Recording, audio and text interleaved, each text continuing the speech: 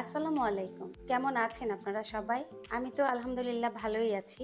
আশা করছি আপনারাও ভালো আছেন। আজকে কোনো বাইরে ঘোরাঘুরি নয়, আজকে একটু রান্নাবান্নার কাজে ব্যস্ত ছিলাম। আমার শাশুড়িকে আজকে দেখতে যাব বিকেলে। তো উনি দুধ চিতই খেতে খুব পছন্দ করে। ওনার জন্য আজকে দুধ চিতই, নরমাল চিতই এবং একটা এনার্জি বার তৈরি করছি, যেগুলো তৈরি করে ওনার জন্য নিয়ে যাব। চলেন শুরু করা যাক, কি কি করছি, কিভাবে করছি।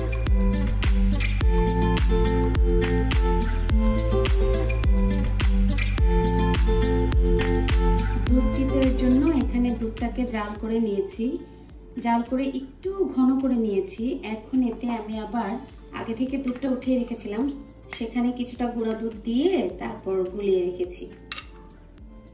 এখন দিয়ে দিচ্ছি।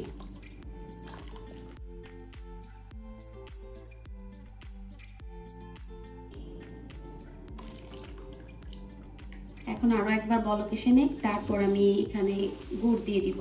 এইখানে পাটালি গুড়কে আমি অল্প একটু পানি দিয়ে জাল করে নিয়েছি। শীতের সময় পিঠাপুলি খেতে সবারই ভালো লাগে। তো আজকের পিঠাটা আসলে শীতের উপলক্ষে না, আমার শাশুড়ি এই চিতই পিঠাটা খুবই পছন্দ করে। একটু নরম করে বানালে উনি দেখা যায় যে নারকেল গুড় কিছু দিয়ে খায় না, এমনি খালি খালি গরম গরম খায়। আর এরকম দুধ দিয়ে গুড় দিয়ে দুধ চিতইটা করলে সেটা খায়। তো গত রবিবারে আমার শাশুড়ির হঠাৎ করে হাইপো হয়ে গিয়েছিল, আমরা সবাই দেখতে গিয়েছিলাম ওনাকে। মোটামুটি বাসায় প্রাথমিক ট্রিটমেন্টেই আল্লাহর রহমতে উনি অনেকটাই সুস্থ বোধ করা শুরু করে। প্রথমে আমরা ভেবেছিলাম হসপিটালাইজড করতে হবে, তো আলহামদুলিল্লাহ তা করা লাগেনি। উনি কিছুটা সুস্থ হওয়ার পরে বলল যে উনি আসলে ওনার দুধ চিতই খেতে ইচ্ছে করছে।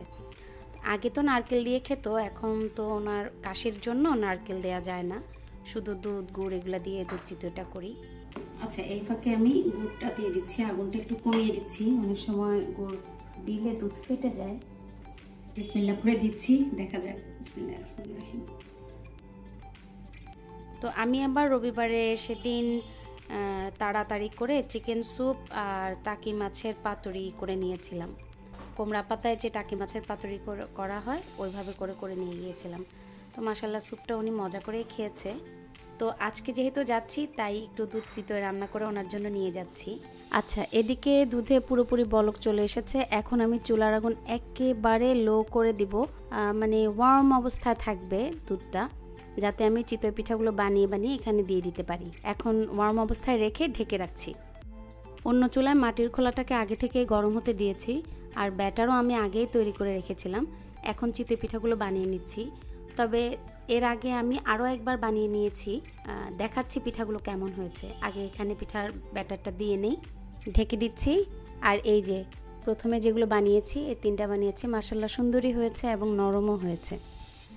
এখন দুধে ভেজানোর পরে দেখা যাবে যে কতটা দুধ টেনে নিতে পারছে। দেখি পিঠাগুলো হয়ে গেল কিনা। এই যে মাশাআল্লাহ সাইড থেকে উঠে আসছে, হয়ে গেছে। কিন্তু এই ধরনের খোলাগুলোতে, যেগুলোতে 3-4টা করে পিঠা বানানো হয়, মাঝখানের সাইডে হয়ে যায় কিন্তু সাইড থেকে উঠতে চায় না। আসলে গ্যাসের চুলা তো, মাঝখানে হিটটা বেশি লাগে, সাইডে কম লাগে, এর জন্য সাইড থেকে খুলে আসতে একটু সময় বেশি লাগে। এই যে এই দুটো হয়ে গেছে।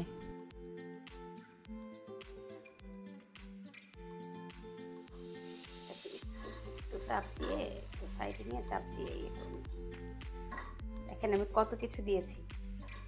কারণ একদম নিচে থেকে হলে দেখা যায় যে পাতিল ফেটে যায়, মাটির পাতিল তো বেশি হিটে ফেটে যায় অথবা পিঠা পুড়ে যায়, উঠতে চায় না। এই জন্য এরকম উঁচু করে দিয়েছি যাতে পিঠাগুলো হয়। একটু মাছ বরাবর নিয়ে গেলাম পাতিলটাকে, সাইড থেকে যেন উঠে যায়।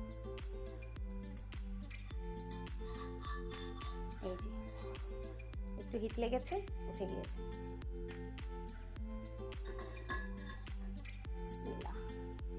এখন আরেক ব্যাচ দিয়ে তারপর যেগুলো হয়েছে এগুলোকে দুধের মধ্যে দিয়ে দিব। এখন বিসমিল্লাহ পরে দুধের মধ্যে দিয়ে দিচ্ছি।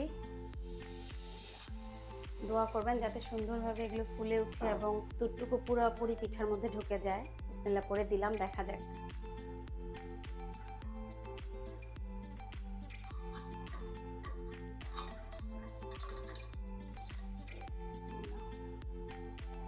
আমাদের তো আসলে সবসময় পিঠা বানানো হয় না, কালে ভদ্রে পিঠা বানাই, এর জন্য যখনই বানাই খুব বেশি ভয় কাজ করে। দেখা যাক, আল্লাহ ভরসা। ব্যাস, দুধ চিতইয়ের জন্য এই কয়টা পিঠাই দিব, কারণ হচ্ছে এই যে দুধের পরিমাণ, এটা তো আরও টেনে যাবে। তো ঢেকে রাখছি, ঢাকনাটা আর খুলবো না। প্রায় 3 থেকে 3.5 ঘন্টা পরে একসাথে ফাইনালি দেখব। আর এদিকে এমনি কিছু চিতই পিঠা বানিয়ে নিচ্ছি। আমার শাশুড়ি যেহেতু খালি খালিও খায়, তো এমনি কিছু রেডি করে নিয়ে যাব। উনি রেখে রেখে আস্তে আস্তে যখন মন চায় একটু ওভেনে গরম করলে একদম একেবারেই নরম, এমনিও নরম থাকবে ইনশাল্লাহ, তারপরেও আবার গরম গরমও থাকবে, নরমও থাকবে। ওভেনে একটু গরম করে দিলে খেতে পারবে। এই জন্য এমনি কিছু তৈরি করে নিচ্ছি। এই যে নর্মাল কিছু চিতই বানিয়ে নিয়েছি, একটু ঠান্ডা হওয়ার পরে বক্স করে নিচ্ছি। এখনও মাশাল্লাহ অনেক নরম আছে, প্রায় 2-3 ঘন্টা তো হয়েই গিয়েছে, এখনও বেশ নরম আছে। আশা করছি নরম থাকবে। আমি চেষ্টা করেছি কাজ করতে করতে র ভয়েসটা দেওয়ার জন্য, যতটুকু পেরেছি দিয়েছি। আবার এডিটের সময় কিছুটা ভয়েস দিতে হয়েছে, তাই সাউন্ডের আপস অ্যান্ড ডাউন হতে পারে, এর জন্য আগেই ক্ষমা চেয়ে নিচ্ছি। আমার শাশুড়ির জন্য গতকালকে রাতে আমি একটা এনার্জি বার বানিয়েছিলাম, যেটাতে নানা রকম বাদাম, তারপরে বিভিন্ন বীজ, কুমড়োর বীজ, সানফ্লাওয়ার বীজ, তিসি, তিল, তারপর খেজুর, এগুলো দিয়ে একটা এনার্জি বার বানিয়ে নিয়েছি। তো কালকে রাতে এত তাড়াহুড়ার মধ্যে এটা করেছি যে ভিডিও করতে একেবারেই মনে নেই। তো ওটাকে আমি রোল করে ফ্রিজে রেখেছি, এখন সেটা একটু কেটে নিব। তো রোল এত বড় নিব না, আমি ছোট ছোট স্লাইস করে নিচ্ছি। ওনার যখন ইচ্ছা হবে উনি তখন একটা করে খাবে। যেহেতু ওনার দাঁত নাই, মাত্র 2টা দাঁত আছে, তো এই জন্য পিস পিস করে নিলে অন্তত চুষু চুষুও খেয়ে ফেলতে পারবে।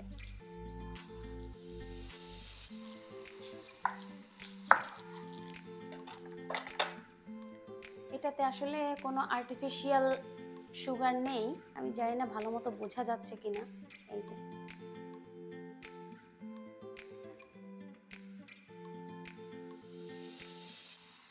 প্রায় 3.5 ঘন্টা পরে দুধ চিতইগুলো এখন বক্স করে নিচ্ছি।